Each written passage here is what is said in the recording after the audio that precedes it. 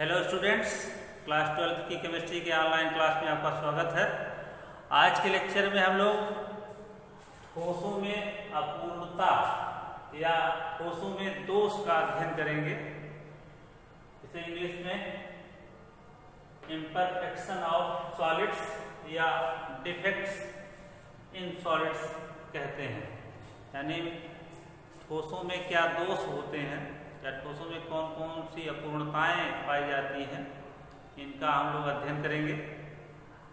तो आइए इसे समझते हैं। सबसे पहले दोष क्या होते हैं इसको समझते हैं। यहाँ पे साधारणतया ठोस अत्यधिक संख्या में छोटे छोटे क्रिस्टलों का समूह होते हैं। यानी ठोस पदार्थों के बारे में बताया गया है कि ये अत्यधिक संख्या में छोटे छोटे क्रिस्टलों के समूह होते हैं, ग्रुप होते हैं। छोटे छोटे क्रिस्टल जो है इसमें उपस्थित होते हैं। इन छोटे छोटे क्रिस्टलों की संरचनाओं में कुछ दोष पाए जाते हैं। जो जिन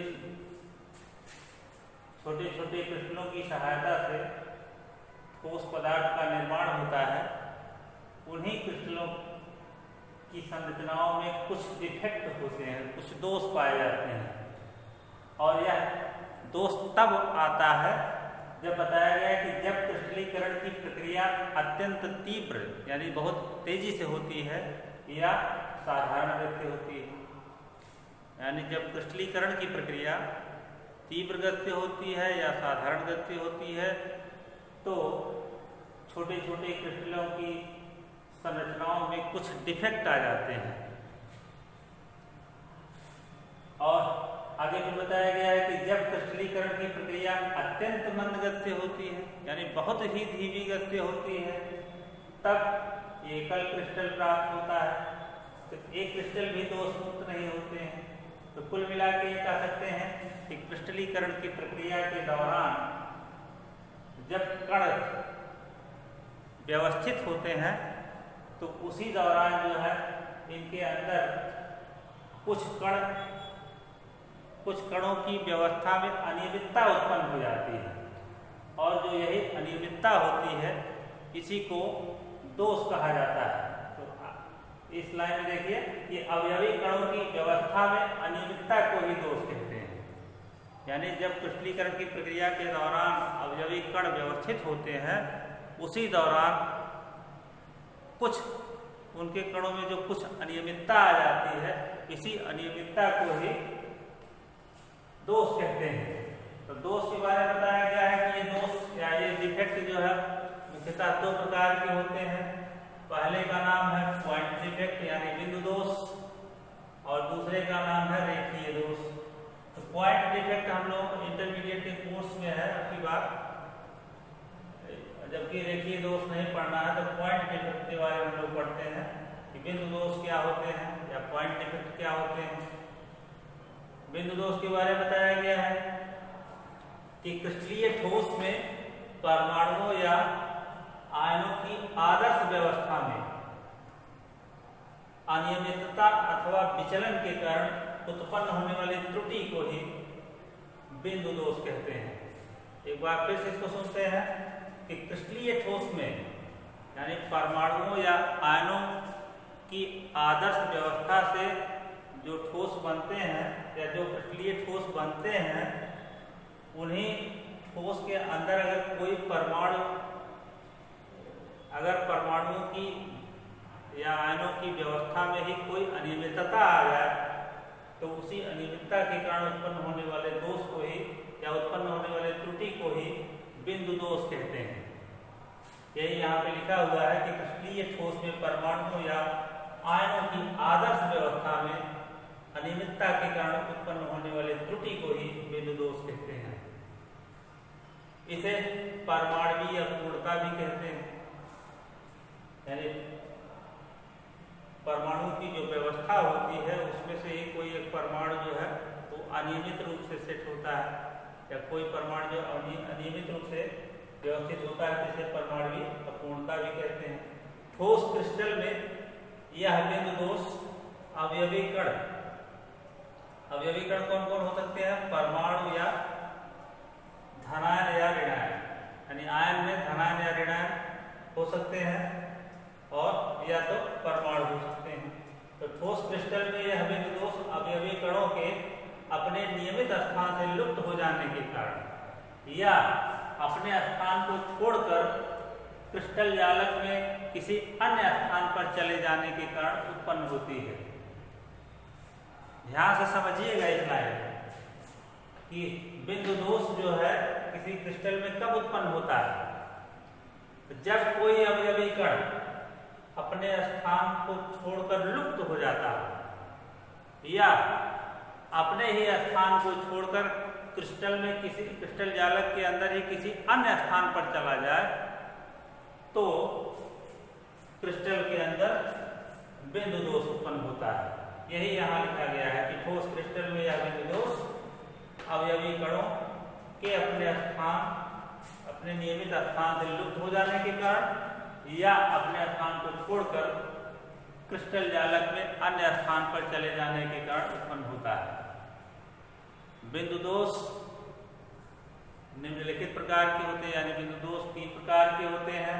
उसमें पहला है रस समीकरणमितीय दोष, जिसे इंग्लिश में स्टोइकियोमेट्रिक डिफेक्ट कहते हैं।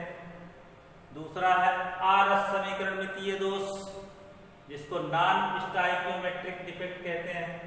और तीसरा है अशुद्धि दोष, यानी इम्प्योरिटी डिफेक्ट। तो ये 3 प्रकार के बिंदु दोष होते हैं। तो इसमें पहला है रस समीकरणमितीय दोष। तो रस समीकरणमितीय दोष किसे कहते हैं? वे बिंदु दोष जिनमें यौगिक में उपस्थित धनायनों तथा ऋणायनों का अनुपात यौगिक के अणुसूत्र के अनुरूप रहता है। ध्यान से समझिएगा कि ऐसे बिंदु दोष जिनमें यौगिक में उपस्थित धनायनों तथा ऋणायनों का अनुपात यौगिक के अणुसूत्र के अनुरूप रहता है, रस समीकरणमितीय दोष कहलाते हैं। इसमें आयन नियमित रूप से वितरित होते हैं या अपने स्थान से लुप्त हो जाते हैं। या तो आयन जो है वो नियमित रूप से वितरित रहेंगे और या तो अपने स्थान से लुप्त हो जाएंगे। ये दोष भी 2 प्रकार के होते हैं, यानी यह दोष भी 2 प्रकार का होता है। पहला है रिक्तियां दोष और दूसरा है अंतराकाशी दोष। रिक्तियां दोष को वैकेंसी डिफेक्ट कहते हैं और दूसरे वाले को यानी अंतराकाशी दोष को इंटरस्टिशियल डिफेक्ट कहते हैं। तो ये आपको समझ में आ गया होगा। एक बार इसको फिर से दोहरा लेते हैं, बिंदु दोष को या डिफेक्ट को एक बार फिर समझ लेते हैं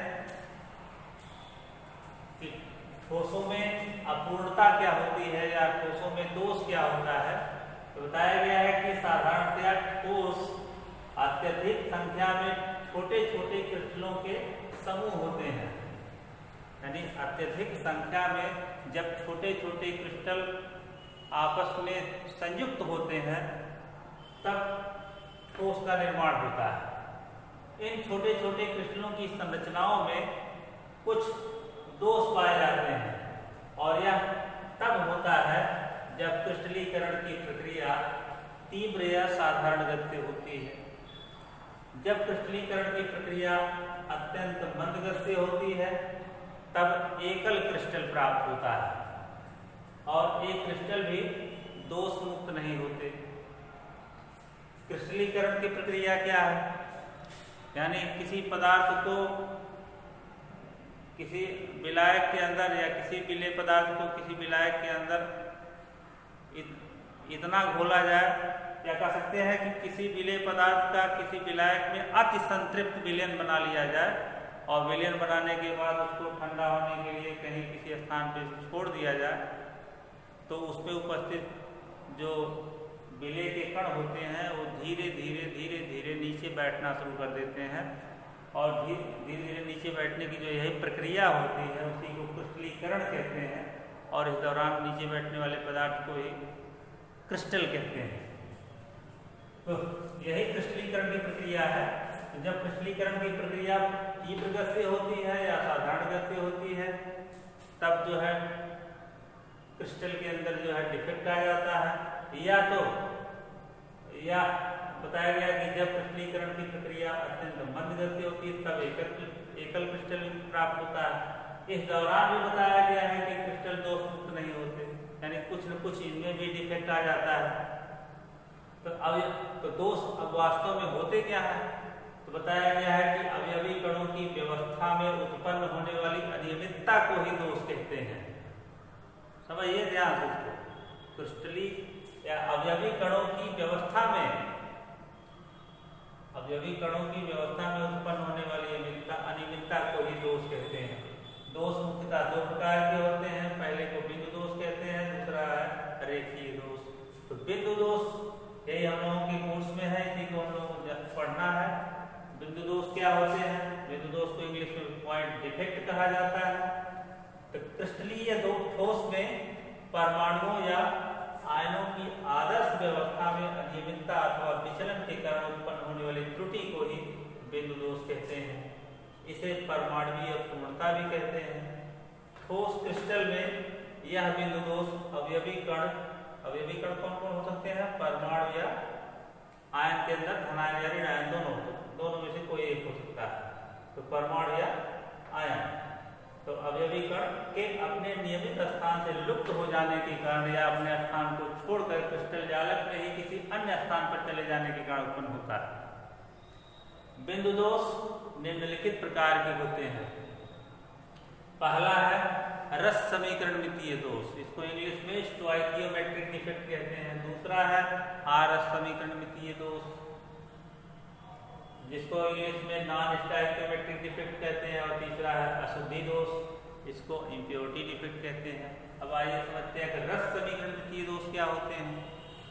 रस समीकरणमितीय दोष किसे कहते हैं या स्टोइकियोमेट्रिक डिफेक्ट किसे कहते हैं? तो वे बिंदु दोष जिनमें यौगिक में उपस्थित धनायनों तथा ऋणायनों का अनुपात यौगिक के अणुसूत्र के अनुरूप ही रहता है। फिर से सुनिए, वे बिंदु दोष जिनमें यौगिक में उपस्थित धनायनों तथा ऋणायनों का अनुपात यौगिक के अणुसूत्र के अनुरूप ही रहता है, रस समीकरणमितीय दोष कहलाते हैं।